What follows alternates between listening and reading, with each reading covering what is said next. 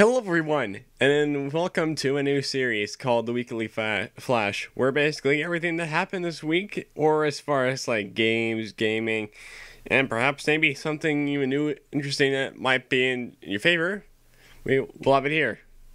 We have to work on it, but yeah, welcome to the first episode of The Weekly Flash. Now to kick things off, Fortnite has added a new chapter to the game. You see what it did? Because Chapter 2. Chapter 2. Yeah, we're working on it too. As many of you were aware, everything was reset, including the keybinds, which is what PC gamers use to play certain games. And for the keybinds, it just made most players, such as myself, a bit frustrated. And dare I say, well, it's not really the most stupidest thing, but it is annoying to have to reset all those certain keybinds. Especially if you have like specific ones that you'd like to keep and you don't remember what they were in the first place and you just want to keep it there. It's kind of annoying to have to reset. But hey, since everything was reset, I guess it makes sense. But in the future, if it comes ever down to another chapter of this game, Epic, please do fix. Now, there's going to be a list of pros and cons out here. But keep in mind that these are just my opinions. So, just get that out of the way. The map looks great. It's I can't really say that it's necessarily bigger than the other one, but I can't say it's just a tad bit bigger, or not. No, it's just a tad bit flatter because like it's all flat. There's not really any mountains to go by other than the last map where there was like a lot of high places to go. It's much flatter than that now, so can't really say about that.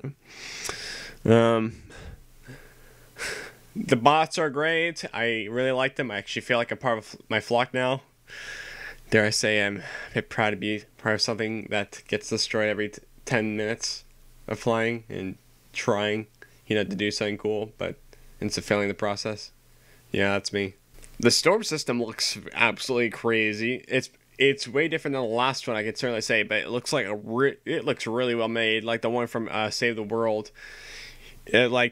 The way it kind of looks way more natural than the last one. I can certainly say it looks way better, and as well as the guns, they look better. Now, whenever you're landing at a certain landmark, you some landmarks in the distance might not load.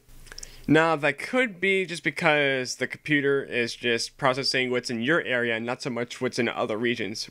Or it's just early stages of the game, like, because as I said before, everything reset, so I guess it makes sense not to have everything be pitch perfect. And this could just be some of my texture settings, which are usually set on high anyways, or at least when I try to put them at that way. But I have like a decent graphics card, so I can't actually go up to like a higher like scale of texturing. But some structures and Rebel do not look that well polished. It doesn't look that good. Again, it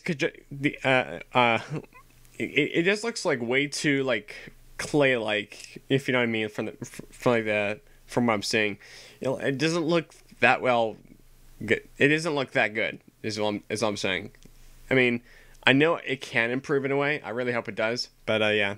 But anyhow, in other news, Analog Pocket has announced that it's making a handheld console that will allow you to play retro Game Boy games of any kind. That means like from Game Boy to Game Boy Color to Game Boy Black and White. If that was one. I wish I had a Game Boy. So this is probably something I look forward to in the future. And it's said to be releasing sometime in 2020. So make sure to look out for one of those. I'm actually pretty excited myself because I want to try out stuff. And you can also play Atari games on there, as well as BGB games, some sort of like that. Some sort of like cartridge games that are playing on this one device that will actually improve the scale or improve the resolution really, really fast. So that's a step up. And last but not least, news regarding Lego. Now, the company has actually decided to launch a new program called Lego Replay.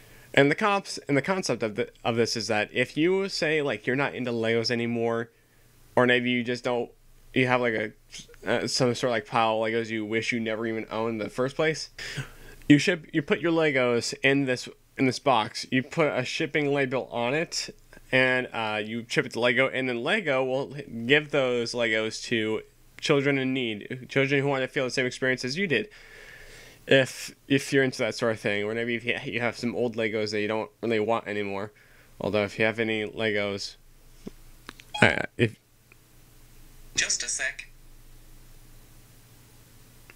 it just activated my Siri for some reason. I don't even know how that even happened. So yeah, if you just didn't want any Legos anymore, email me. I would love to have your Legos. But hey, you can just give them to Lego in the first place. There's no saying you shouldn't. But I don't know. It's a pretty neat concept for what Lego's doing. I'm pretty happy with what they're doing here. It's kind of cool. But that's all for this week's news. Hope you guys enjoyed. If you want to help support this series, I'm trying to make sure it's just as good as I planned it in here. I've made a script as far as what I want to announce. Hopefully there's some cool things coming next week, and if there's not any news coming next week, then I might not make a video on it. But just in case if there's anything like, say like something new, but then nothing else happens for the rest of the week, I'll consider making an update on that, or some like news flash to let you guys know. But yeah, anyhow, thank you guys so much for watching, and I'll see you guys in the next one. Bye bye.